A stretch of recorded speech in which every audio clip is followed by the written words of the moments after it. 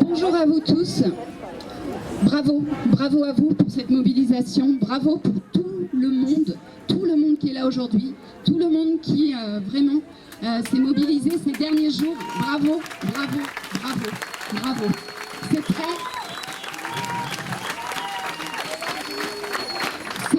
très important que vous soyez là, qu'on soit là. C'est très important. Ça représente tout ce que nous essayons d'exprimer et qui n'est pas entendu depuis plusieurs jours. J'ai envie de dire même depuis plusieurs mois, parce qu'en fait, ce collectif, le collectif Parents 974 Mobilisation, mon nom est Cynthia, je suis maman de 2 enfants âgés de 12 et 19 ans.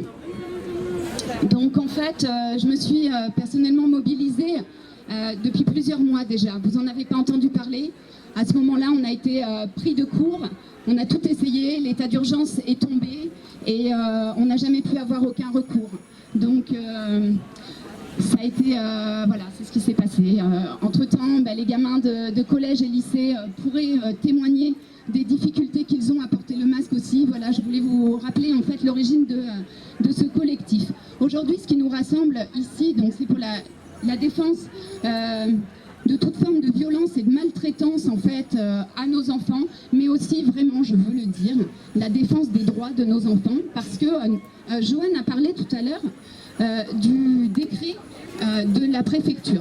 Ce que nous disons depuis plusieurs jours, et ce que dit notre collectif, ce que disent des avocats, c'est qu'il y a un décret national du mois d'octobre qui exclut les enfants de 6 à 10 ans pour les DOM. Il y a un décret, nous n'inventons rien. Des courriers d'avocats ont été envoyés à la préfecture et au rectorat. Donc nous avons alerté à ce niveau-là. Ok ? Un référé liberté a été déposé hier.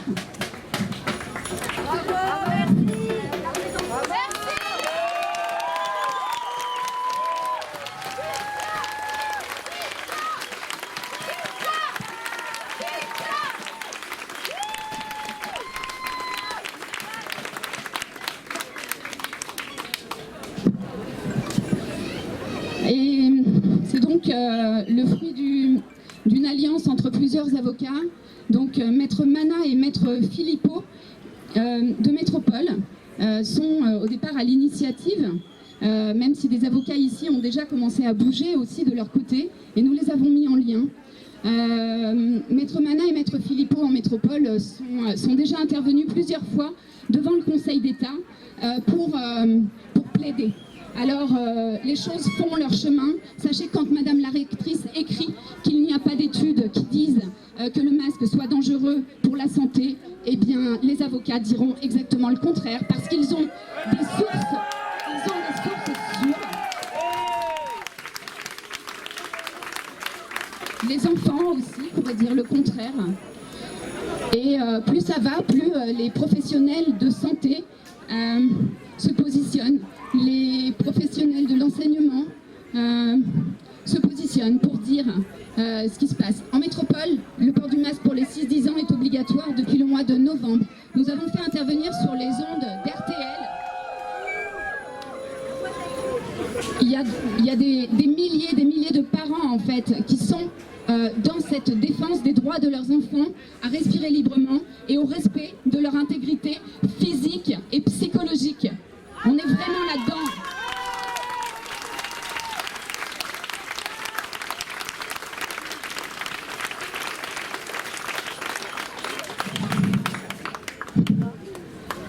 Merci à vous tous d'être ici. J'ai l'impression que je pourrais vous parler encore tellement longtemps, mais je crois qu'il faut que je laisse la place à d'autres. Restez mobilisés. Un référé liberté a été déposé. C'est une chose. On va voir ce que ça va donner. Restons sur le qui-vive quant à ce qui va en ressortir.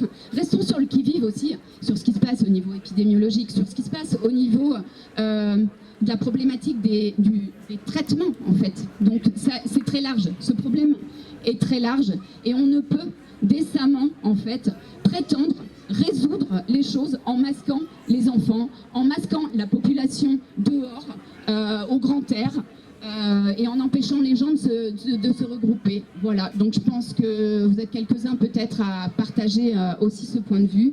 Après, chacun aussi son point de vue et la situation est complexe. Je vais passer la parole.